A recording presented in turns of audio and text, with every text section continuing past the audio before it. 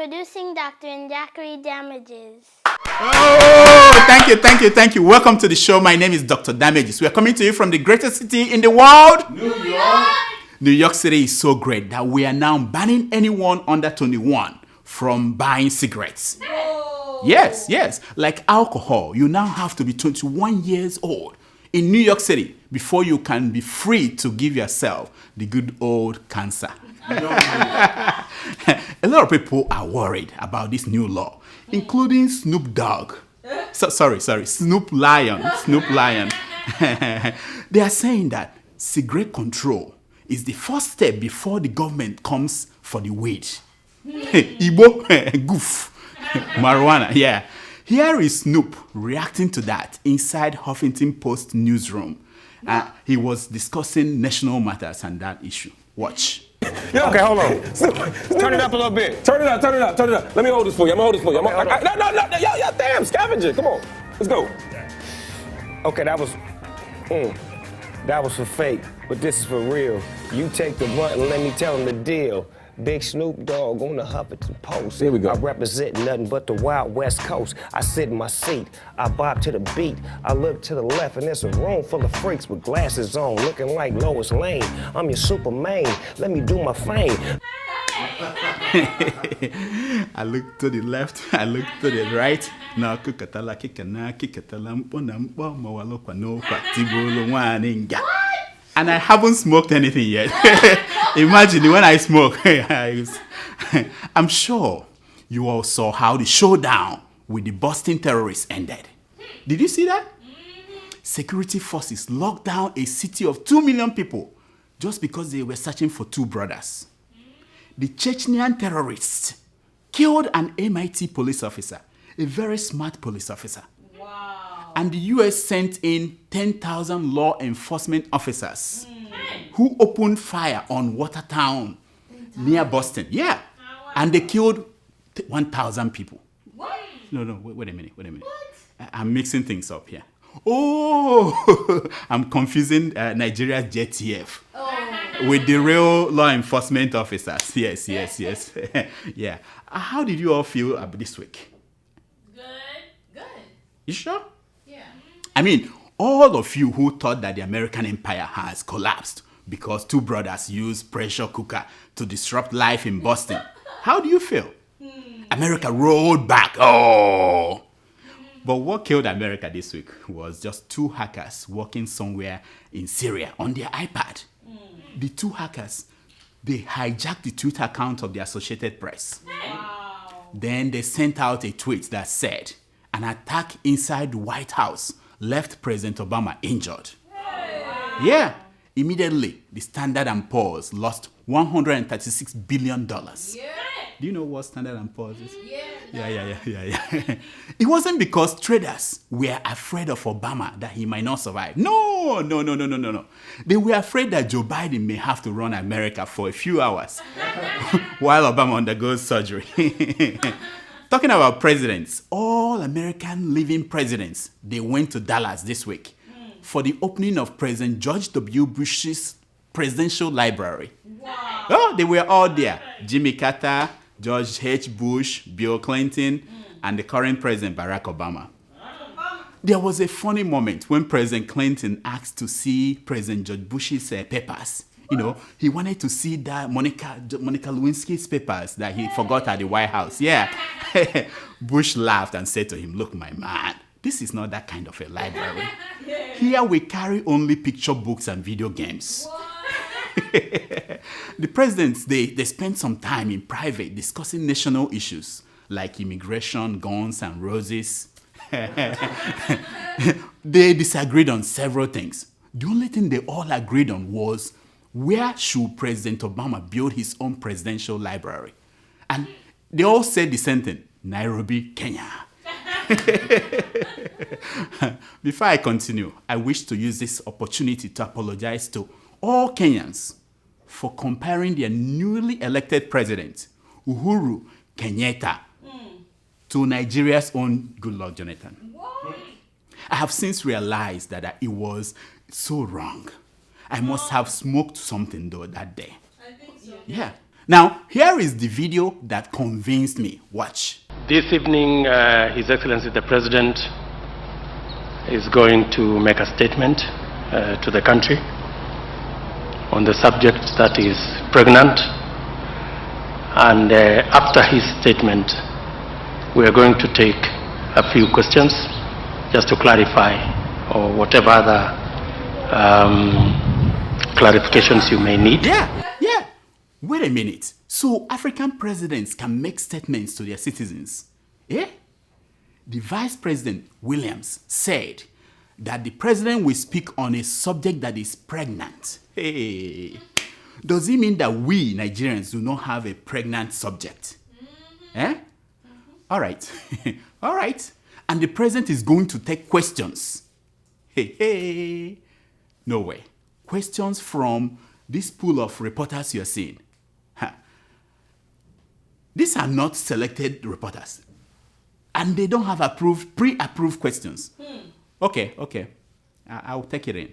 Let us listen to the president himself. Watch. As you are all aware, the Appointments Committee has now been approved by Parliament, and in accordance with our Constitution and law, it is necessary that I forward the names of our Cabinet nominees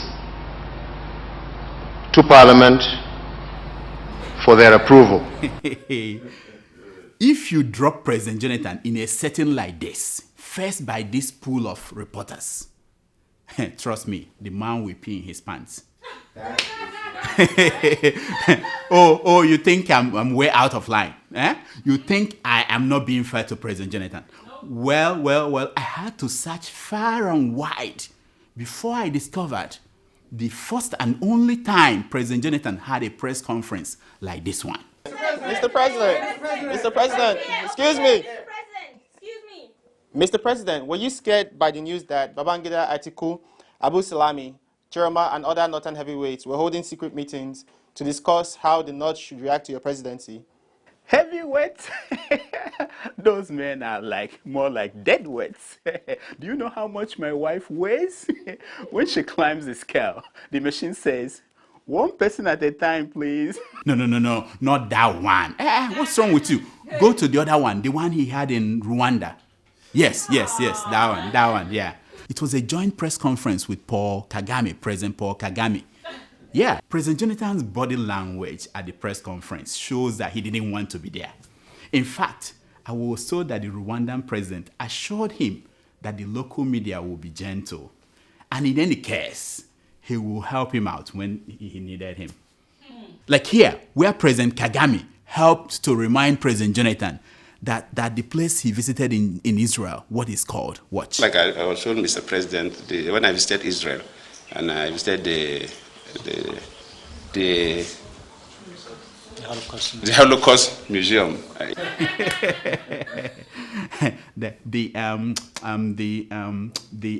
Anyway. Now, watch a journalist ask President Jonathan a question about whether Nigeria is safe. Listen. Good afternoon, sir. My name is Juliana Taiwo. Sir, my question goes to President Jonathan. Sir, how will you assure investors Nigeria is safe when you had to host the independence celebration at the presidential villa, not the traditional Eagle Square? Now, let's hear the president's answer, our own president, Goodluck Jonathan. Watch. Nigeria is very safe. Only, was it Monday that I received Bill Gates? Or it was Tuesday or Monday? Yes, this week.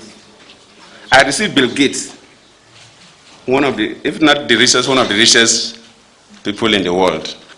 So if Bill Gates, who is so rich, could come to Nigeria and move freely, that tells you that Nigeria is safe. Yes. If Bill Gates can come to Nigeria and walk around, that tells you that Nigeria is safe. That's his answer. So let me ask you, so what does Kim Kardashian's coming to Nigeria mean? Does that mean that Nigeria is open for hookers? Anyway, Jonathan was also asked another question. Another serious question. Watch. Your Excellency, the Nigerian President, my name is Elizabeth Achibong. You've just visited the Memorial Center. We'd like to know what your impression is and what you think Nigeria can actually learn from the Rwandan experience. Yes, Mr. President, what is your impression of the Genocide Museum? And what do you think Nigeria could learn from it? That's the question. Let's hear the answer. I just mentioned that I visited the Memorial Center. What you observe, naturally, the genocide is a part of the ugly history, not just of Rwanda, but that of Africa, and indeed the world.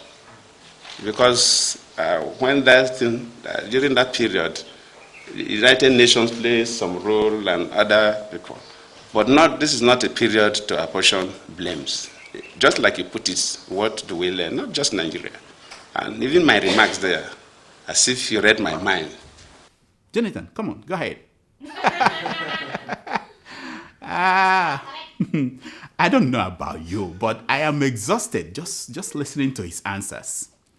But I also learned something very important about President Jonathan watching that particular press conference. You know, recently he reacted to the US charge that corruption is massive under his presidency by saying that corruption in Nigeria was exaggerated. When 185 people were killed in Baga, Jonathan came out also to say that the figure was exaggerated. Nigerians are now saying, why does he keep saying everything is exaggerated? Yeah? Why? Well, I saw the answer in this press conference. You know, it started then. He was worried about something. Watch. If you go to the left, people will ask, why do you go to the left? If you go to the right, they will say, why do you go to the left? If you stay at the center, they will say, question you. Yes, the man got tired of going to the left, going to the right, going to the center. He just said to himself, look, let me just say it's exaggerated. Now, that is the price we must pay for laughing at him when he made this or that comment. Watch. That is not correct. That is not correct.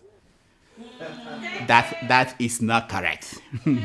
That is not correct. He would have preferred to just say that is not correct. But all of you were making fun of him. So now he has to say that everything is exaggerated. Now, for those of you who do not know the difference between what is normal and what is exaggerated, now here are the differences. This is normal. When Nigeria is working, we will all know. Now, this is an exaggeration. 50 years after independence, we're still talking about zoning. Is reflective of the fact that Nigeria still wallows in a state of medicinal statism, cankerous tribalism, ethnocentric chauvinism, syphilitic parochialism, epileptic nepotism, catalyptic barrackboism, and state brigandage. This is normal. Now, this is an exaggeration. Okay. This is normal. Mama Kizzy, she was crying when her baby girl was getting married. Now, this is an exaggeration. They no see me, just like you. Show you wanna test my ride. I am testing, like you. Show you wanna take a ride. I beg. Show me the picture of the sugarcane baby. Yeah, that one. Waka. Show me sugarcane baby, not that one. Yeah, sugarcane baby. And she fell in love with a crazy guy. Yeah. Sugarcane baby. Are you going away? Yeah. In show business news, the man who plays a pastor at Sign Fireman Miracle Crusade, Mr. Sign Fireman, is getting married tomorrow. Yeah, congrats. No, I wasn't invited. The marriage will take place at his church. As the general overseer of the church, he will be the presiding pastor. Yeah. There is no word on who the lucky woman is. All we know is that the woman will wear a yellow wedding gown. The cake will be yellow. And all the invited guests, when they go home, they will go with yellow fever. Yellow fever, you are going home with yellow fever. Members of the church are wondering, who is this woman? How did they meet? Now this may help. Watch. Arrange to get money. Arrange to get money. Arrange to get money. Arrange to get money. Arrange to get money. Sister, this week arrange to get money. Arrange to get money. Arrange to get money. Arrange to get money. Arrange to get money. Arrange to get money. Arrange to get money. Arrange to get money. In the name of Jesus. You come out too. This week in Jesus' name, arrange to get money. Come up and marry me. Come up and marry me. Come up and marry me. Come up and marry me. Don't be surprised. Fireman may marry up to 5 women on Sunday. Don't be surprised. Yeah. Now, here are the stories making headline news across Nigeria. We want amnesty. Niger Delta oil bunkers tell federal government. Wait a minute. How many people have they killed? How many? Please. We must not cheapen this amnesty. There should be no amnesty for riffraffs. If we don't set standard now, very soon President Jonathan will ask for amnesty. Yeah? Try Uwazuruike for treason. Face hell, say Igbo activists. Now wow. Now one in be this one on a joke. Who listens to those people who do not speak with bombs? Who? Look, these people. This is not your grandfather's Nigeria anymore. If you want to be hard, you have to speak with bomb. Hey! Boko Haram is diabolic and must be flushed out, says Sheikh Gumi. If you feel as if you are seeing double, yes, you are. All I'm saying is that if na me talk am now, my relatives go begin to cry. Yeah. Guess what made Rochas Okorocha, the governor of Imo State, to abandon his first-class hospitals in Imo State to seek treatment at a London hospital? You know what? White nurses. Night nurse, only you alone can quench this your thirst. Oh, my white nurse. That's you, yeah. Benue State Library in Makurdi made its last book purchase 22 years ago. 22 years ago. So why is it still called a library? Especially when it does not have a copy of Children of a Retired God. I live on charity, says Dr. Joseph Wyax. This man. You should be happy that charity allowed you to come near her, considering how you treated her as Senate President. You think we've forgotten? No. We still know. Yeah. APC copied our manifesto, says PDP. And so, when did the groom start complaining that the best man is wearing the same tuxedo? When? What's the problem? Okay, next generation must take Nigeria to the moon, says President Jonathan. Please don't make me laugh. Do you have to take this search for electricity that far? Isn't there a closer place to find electricity, Jonathan? Must we go to the moon? Anyway, it takes me 3 hours to dress up, says actress Dabota Lawson. 3 hours. Who cares? Who cares? I checked with men and they all agree, everybody, we all agree that as long as it doesn't take you 3 minutes to get them off, we are okay. Because he leaves us with only 2 minutes to finish up. 2. It's time for your email. Yeah. A love letter, wadada, love letter, wadada, hey. It's time for your email. So what do we have today? Okay, our first email is from Jude in Sweden. He writes, "Hello, Dr. Damages. I love that girl, the registered nurse that does the program with you. Please, can I get her contact? I want to marry her. Chai. That girl is so hot, she burnt my laptop. Please send me her name and contact." What? He was talking about you? I guess Ah, Mr. Man, what's his name again? Jude? Jude, Jude. yes. When did people in Sweden start talking wana? What is that about? I think you have been listening to too much ABBA music. Do you really want to marry? Sorry, I have a boyfriend. She said it. Our second email is from Aisha in Abuja. She writes, "Hello, Dr. Damages. Your last episode was really funny, especially the Ngozi song. I have been replaying it. What's the name of the song? I want to download it and laugh. You are supposed to dance to the song, just like Keeping It Real dance to My Oga at the top." Aisha, what are you saying? Are you saying that the other episodes were not funny? If not that I like you, I foretell you the same thing I told Oprah yesterday when she made a similar statement. Anyway, the last time I danced, there was a total eclipse of the sun. So you don't want to see that again. It scared Danjuma so much that he brought out his gun and started firing in the air, screaming, "The Biafrans are here! The Biafrans are here!" Next. Our third email is from Pulo from an undisclosed location. He writes, "Hi, Dr. Damages. In your last episode 85, you made it known the desire to get rid of your extra tummy in the next U.S. marathon, right? Are you serious with wanting to get rid of your extra abdomen? Okay. My friend, eat cassava bread. It will do you magic." Look here, Pulo. No be today I started to eat that cassava bread. It hasn't worked. You know the work. You want proof? Watch.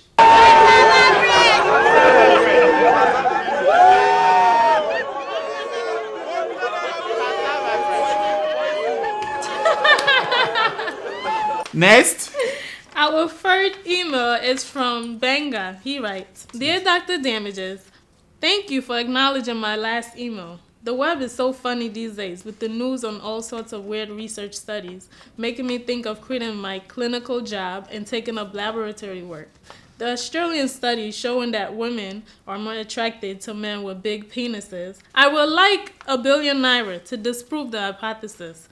So is that what all these women on Adiola Hope will wait for every night? I don't..." Gwenga, don't buy the hype. Listen, the size is not directly proportional to the enjoyment. It is rather inversely proportional.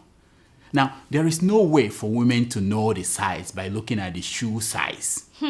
My friend wears, I guess I'm talking too much. You know what? Too much information. Just write me in private and I will break it down for you. Hey! Yeah. That's all the time we have for emails. Please send your emails to drdamages@gmail.com. Here is my concern for today. It's from the book of Nixon, chapter 4, verse 19. It says, "No matter how well you do your thing, no matter how well you do your job, some people will not like you. But those who do not like you will not win unless you hate them. And that is when you destroy yourself." That's our show for today. Until next week, I diagnose. You heal yourself. Woo! Thank you.